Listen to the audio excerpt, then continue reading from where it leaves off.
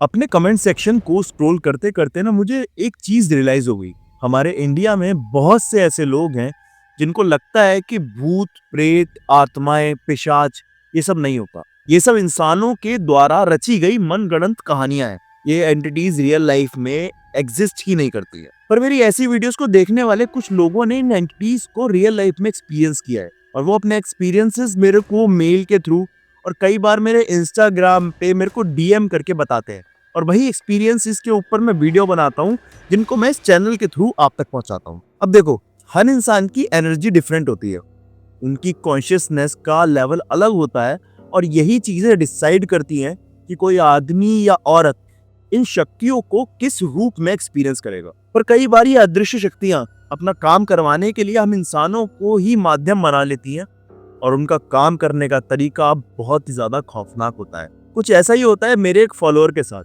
इसका नाम था स्वराज, जो भाई प्रोफेशन से ट्रक ड्राइवर है। स्वराज अपने मम्मी और पापा के साथ छोटे से एक गांव है आंध्र प्रदेश में, वहां रहते हैं। उनकी बहन भी उनके साथ ही रहा करती है। उस गांव का नाम है इच्छापुरम। इनके फादर जो है उनकी ग्रोसरी की एक शॉप है। स्वराज एक प्राइवेट कंपनी में ट्रक चलाता था। छोटी फैमिली, सुखी फैमिली, सब कुछ बहुत परफेक्ट चल रहा था। लेकिन शायद उनकी फैमिली को एक दिन किसी की नजर लग गई। बात है 12 नवंबर 2021 की, जब स्वराज के माता पिता अपनी मोटरसाइकिल पे बैठकर एक शादी अटेंड करने जा रहे थे और रात को करीब 10:30 बजे सामने से आ रही एक बस ने उनकी मोटरसाइकिल को टक्कर मार दी और दोनों की वहीं ऑन स्पॉट डेथ हो गई। स्वराज और उसकी छोटी बहन की जिंदगी एकदम तितर बितर हो चुकी थी। जब किसी के माँ बाप चले जाएं तो वो एकदम से बौखला जाता है।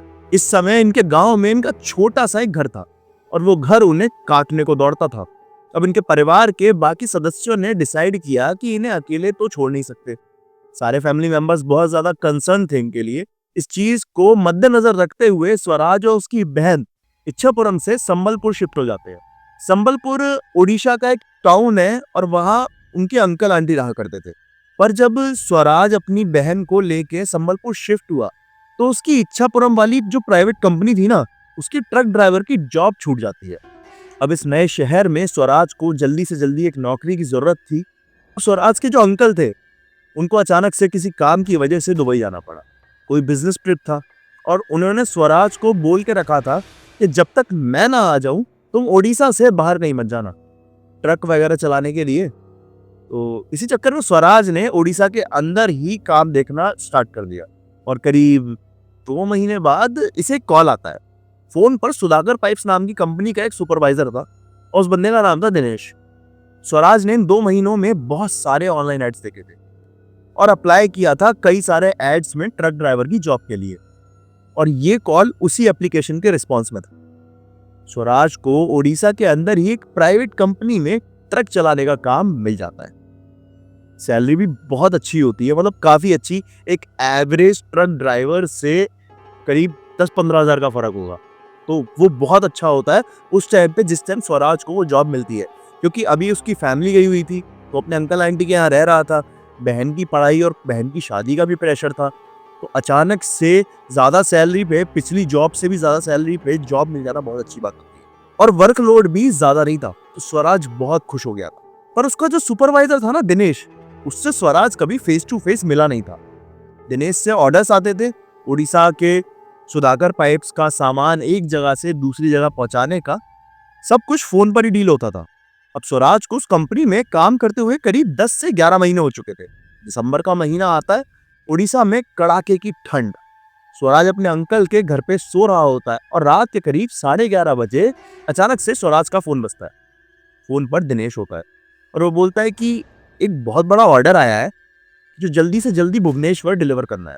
स्वराज आंख मलते हुए नींद से उठता है और करीब 2:15 बजे के आसपास कंपनी के कंपाउंड में खड़ा होता है। स्वराज देखता है कि उसका ट्रक पहले से ही लोडेड है और उसे लगभग 230 से 240 किलोमीटर ड्राइव करना है।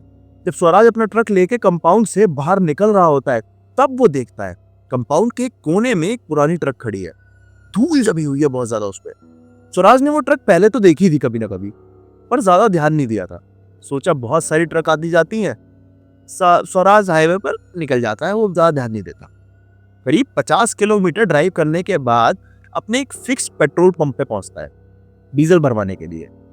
ट्रक साइड में खड़ा करता है, नीचे उतरता है मुंह हाथ धोने के लिए, और जैसे ही नीचे उतरता है वो देखता है वही सेम ट्रक जो कंपनी कंपाउंड में था यहाँ पेट्रोल पंप के कोने में खड़ा है। स्वराज को थोड़ा वियर्ड लगता है, सोचता है यार ये कैसे पॉसिबल हो सकता है, उस ट्रक में तो कोई ड्राइवर भी नहीं था।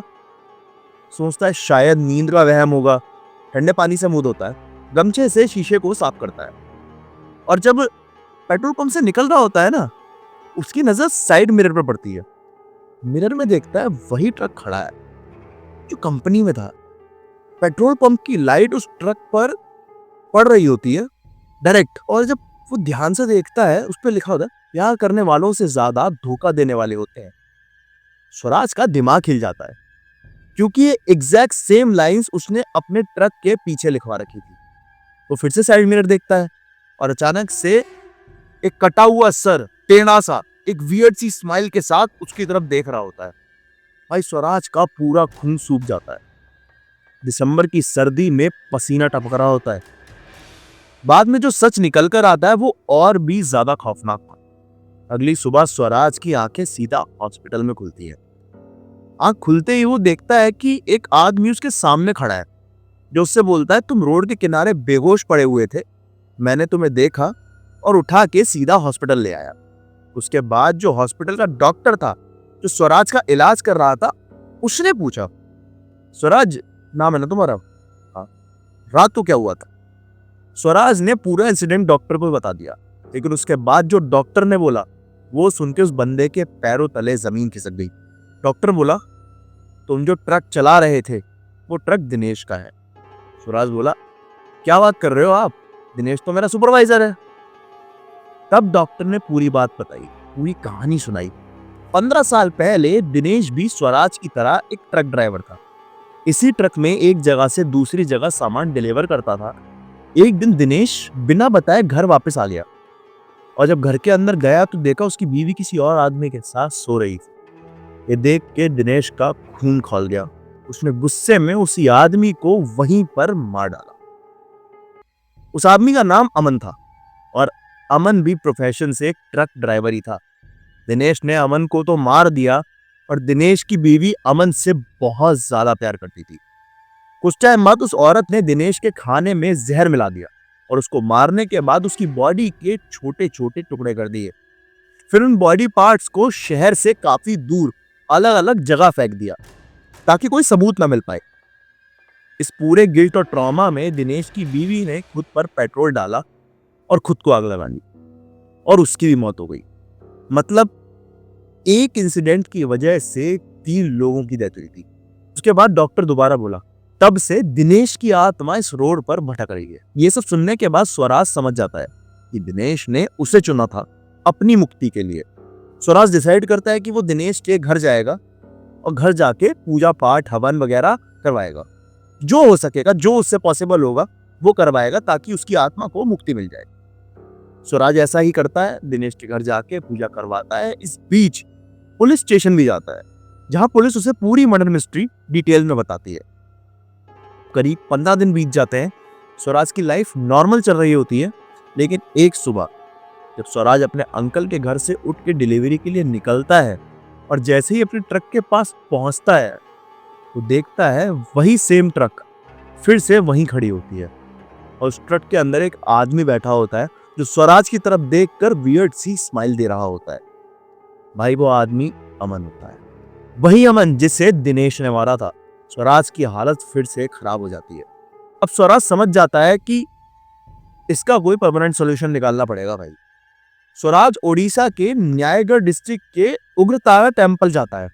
वहां एक तांत्रिक से मिलता है। तांत्रिक स्वराज को एक ताबीज देता है और बोलता है इस ताबीज को ट्रक के स्टीयरिंग के नीचे बांध देना, और ये काम सिर्फ तुम खुद करोगे।